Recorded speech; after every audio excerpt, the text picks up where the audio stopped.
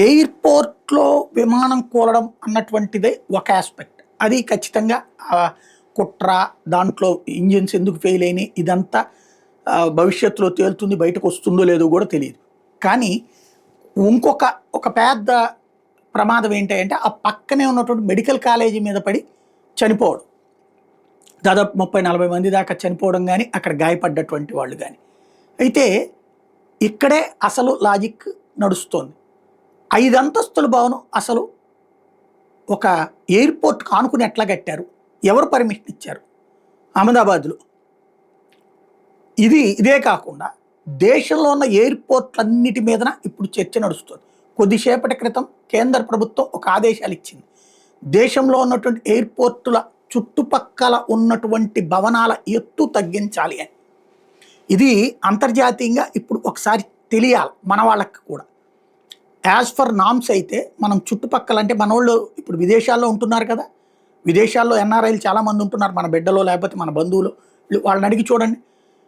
బ్రిటన్‌లో ఉన్నటువంటి Heathrow airport నుంచి అంతర్జాతీయ ఎయిర్‌పోర్టులు చుట్టుపక్కల ఏమన్నా ఆనుకుని పెద్ద బిల్డింగ్‌లు ఏమన్నా ఉంటాయో 10 అంతస్తులు, 5 అంతస్తుల బిల్డింగులు.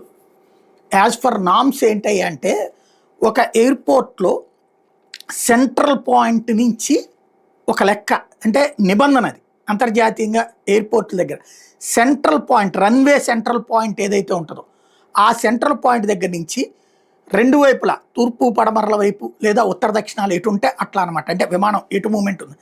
అవి అటు 4 కిలోమీటర్లు ఇటు 4 కిలోమీటర్ల రేంజ్‌లో పెద్ద భవనాలు ఉండకూడదు. బడా భవనాలు ఉండకూడదు.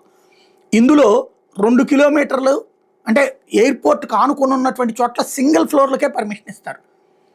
ఇంకొక 2 కిలోమీటర్లు దాటాక అక్కడ G+1కి మాత్రం పర్మిషన్ ఇవ్వాలి. ఇది నిబంధన. అంతర్జాతీయంగా ఉన్నటువంటి నిబంధన. ఎస్పెషల్లీ అంతర్జాతీయ విమానాల దగ్గర. ఈవెన్ డొమెస్టిక్ అయినా కూడా రూల్ అదే. అలాంటి చోట్లన మన దగ్గర ఇక్కడ ఆనుకునే ఉంది. మన దేశంలో ఏం చేశారు?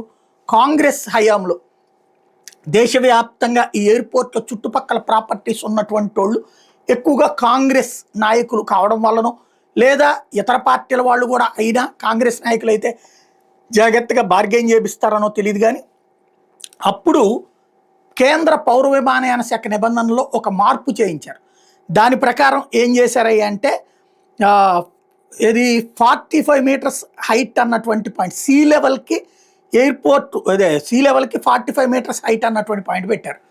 అంటే సీ బెడ్ లెవెల్ పాయింట్ నుంచి లెక్కేసేసుకున్నప్పుడు ఎయిర్‌పోర్టే 30 అడుగుల ఎత్తు ఉంటుంది. ఆ పైన 15 అంటే 4-5 అంతస్తులు కట్టేసుకోవచ్చు. ఈ నిబంధనలు మార్చేశారు మన కోసం. మన దేశంలోనే మార్చుకున్నారు. దాని కారణంగా ఎయిర్‌పోర్టులు చుట్టూతా ఉంది. ఎయిర్‌పోర్టులు చుట్టూతా భవనం ఉంటే ఎనీ టైం ప్రమాదమే. ఎందుకంటే ఫ్లైట్ పడుతుందో లేదో మనం ఏం చెప్పలేం. ఇంతకుముందు బేగంపేట ఎయిర్‌పోర్టు ఇప్పుడైతే ఆ చుట్టూతా బిల్డింగ్లు వచ్చేసినాయి. అందుకనే అక్కడి నుంచి తీసుకెళ్ళింది ఊరి చివరికి. ఏమాత్రం చిన్న తేడా వచ్చినా బిల్డింగ్ల మీద కొలాప్స్ అవుద్ది. ఒకప్పుడు అక్కడే ఏదైతే తాడ్ బండ్ దగ్గరన గతంలో ఒకసారి విమానం కూలింది. అప్పటికి ఇట్లాగే ఉండేది. ఈ సింగిల్ ఫ్లోర్లే ఉండేది దాని చుట్టూతా.